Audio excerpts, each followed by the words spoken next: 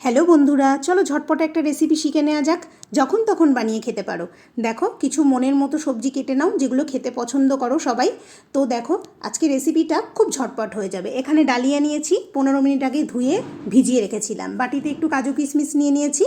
তো চলো শুরু করা যাক। কড়াই বসিয়ে দিয়েছি, পরিমাণ মতো সাদা তেল দিলাম, আর একটু ঘিও অ্যাড করে দেব।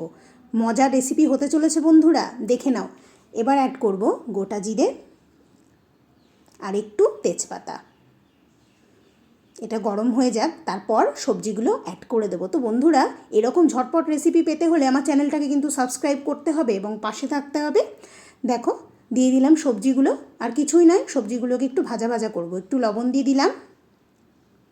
দেখো, ভাজা হয়ে গেছে। পরিমাণ মতো লঙ্কা দিয়ে দিলাম, যে যেমন ঝাল খেতে পছন্দ করো দিয়ে দেবে। এবার ডালিয়াটা অ্যাড করে দিলাম। এবার কিছুই নয়, এটাকে একটু ফ্রাই করব স্লো আছে। তো বন্ধুরা, এটা নিরামিষ দিনে করলে তোমরা কিন্তু পেঁয়াজটাকে বাদ দিয়ে দেবে। আর কিছুই নয়, খুবই ইজি রেসিপি। ব্রেকফাস্ট, ডিনার যখন খুশি খেতে পারো, বাচ্চা থেকে বড় সকলেরই ভালো লাগবে। তো দেখো, এটাকে আমি একটু ভাজা ভাজা করে নেব। আর আমি একটু কালারের জন্য সামান্য হলুদ অ্যাড করছি। পছন্দ না করলে হলুদটা তোমরা স্কিপ করে দিতে পারো, কোনো অসুবিধা নেই। পরিমাণ মতো লবণ দিয়ে দিলাম। এবার একটু ভাজা ভাজা করে তারপর আমি যে বাটিতে ডালিয়া মেপেছিলাম ঠিক তার ডাবল পরিমাণ গরম জল এখানে অ্যাড করতে হবে বন্ধুরা।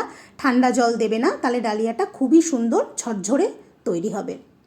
তো এটা তৈরি হচ্ছে ডালিয়ার পোলাও। নিশ্চয়ই তোমরা বুঝতে পেরেছো। কাজু কিশমিশ দিয়ে দিলাম একটু গরম মশলার গুঁড়ো। তোমরা চাইলে গোটা গরম মশলাও দিতে পারো। আমি একটু সুগার ফ্রি দিলাম, তোমরা যারা চিনি খাও চিনি দিয়ে দেবে, নো প্রবলেম। একটু ঘি দিয়ে দিলাম, এর গন্ধটা খুব সুন্দর থেকে যাবে ডালিয়াটার মধ্যে। তো দেখো বন্ধুরা, হয়েই গেছে, আর কিছুই না। এবার আমি এটাকে 10 মিনিটের জন্য একটু ঢাকা দিয়ে ছেড়ে দেব, কোনো রকম এটাকে হাত দেব না। তো দেখো কি সুন্দর রেডি হয়েছে না রেসিপিটা।